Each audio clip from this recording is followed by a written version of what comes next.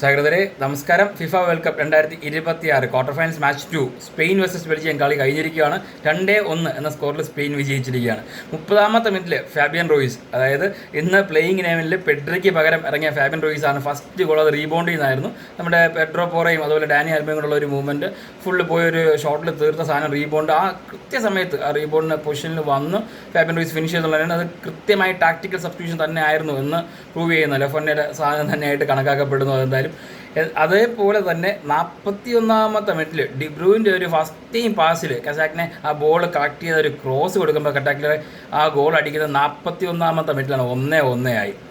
ശരിക്കും പറഞ്ഞു കഴിഞ്ഞാൽ ബെൽജിയം കളിച്ചാൽ പൊസിഷൻ തീരെ ഇല്ലായിരുന്നു നമ്മുടെ ബെൽജിയത്തിന്. അവർ ചെയ്തതെന്ന് പറഞ്ഞു കഴിഞ്ഞാൽ എന്താ പറയുക, നമ്മുടെ സ്പെയിൻ്റെ പൊസിഷണൽ ഗെയിം എങ്ങനെ സർവൈവ് ചെയ്യാം, അതിനോടൊത്ത് ഡോക്കുവിൻ്റെ എന്താ പറയുക ആക്സിലറേഷനും ഫുൾ ത്രൂ റണ്ണും അങ്ങനെയുള്ള സാധനം. അതായത് ശരിക്കും പറഞ്ഞാൽ ഡോക്കു ഒരു ബോൾ കാരിയറായിട്ടും അതുപോലെ തന്നെ ഡിബ്രൂവിനെ ആ ടീമിൻ്റെ മൊത്തത്തിലൊരു ഡിസിഷൻ മേക്കറായിട്ടാണ് എനിക്ക് ഫീൽ ചെയ്തത്. അതുപോലത്തെ ഒരു കളിയായിരുന്നു.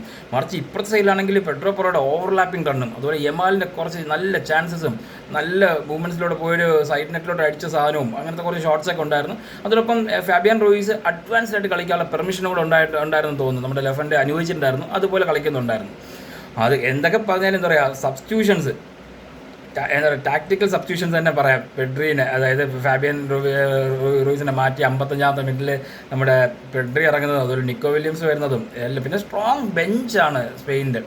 അപ്പോൾ അപ്പുറത്തെ സൈഡിൽ അതേപോലെ ലുക്കാക്കുനെ ഇറക്കി ഫിസിക്കലി അവർ ഇച്ചിരി സ്ട്രെങ്ത് കാണി. അത് വേണ്ട സാധനം തന്നെയായിരുന്നു ലുക്കാക്കു. പക്ഷേ എന്നാലും എന്താ പറയുക, 600 പ്ലസ് ആണ് ആക്യുറേറ്റ് പാസ് സ്പെയിൻ കൊടുത്തപ്പോഴത്തേക്ക് 243 ആക്യുറേറ്റ് പാസ്സേ ഉള്ളൂ ബെൽജിയത്തിൻ്റെ കയ്യിൽ നിന്ന്. പറയാതിരിക്കാൻ വയ്യ, പൗ കുബേഴ്സി ഒറ്റ പൊന്നോ ഒരു 8-10 ലൈൻ ബ്രേക്കിംഗ് പാസ് ഉണ്ടായിരുന്നു പുള്ളിക്കാരൻ്റെ. സ്പെയിനിന് അത് യമാൽ അവർക്ക് കിട്ടിക്കഴിഞ്ഞാൽ അവരത് നേരെ അങ്ങ് പോവാണ്, ഡയറക്റ്റ് അറ്റാക്കാണ് പോകുന്നത്, പോസ്റ്റിലോട്ട് അങ്ങ് പോകുമായിരുന്നു. വ്യത്യസ്തമായ ബോൾ അങ്ങനെ ഒരുപാട് വെക്കാണ്ട് ചില അവസരങ്ങളിൽ സ്പെയിൻ നേരെ ഡയറക്റ്റ് അറ്റാക്കും ചെയ്തായിരുന്നു കുറേ പ്രാവശ്യം. എന്തായാലും നല്ല കളിയായിരുന്നു, അടിപൊളി കളിയായിരുന്നു. അതിനിടയ്ക്ക് കോട്ടുപാട് ഒരു ഇഞ്ചറിയാണ് ശരിക്കും പറഞ്ഞാൽ ബെൽജിയത്തിൻ്റെ മൊത്തത്തിൽ ഡിഫെൻസീവ് ഒരു ബാക്ക് അങ്ങ് പോകുന്നത്. ആ ഒരു എന്തായാലും സ്പെയിൻ ഫ്രാൻസിനെ നേരിടാനായിട്ട് രണ്ടാമത്തെ ടീമായിട്ട് സെമി ഫൈനലിലേക്ക് എത്തുകയാണ്. അടുത്ത കളിയുടെ വിശേഷമായിട്ട് കാണാം. അതുവരേക്കും ബൈ.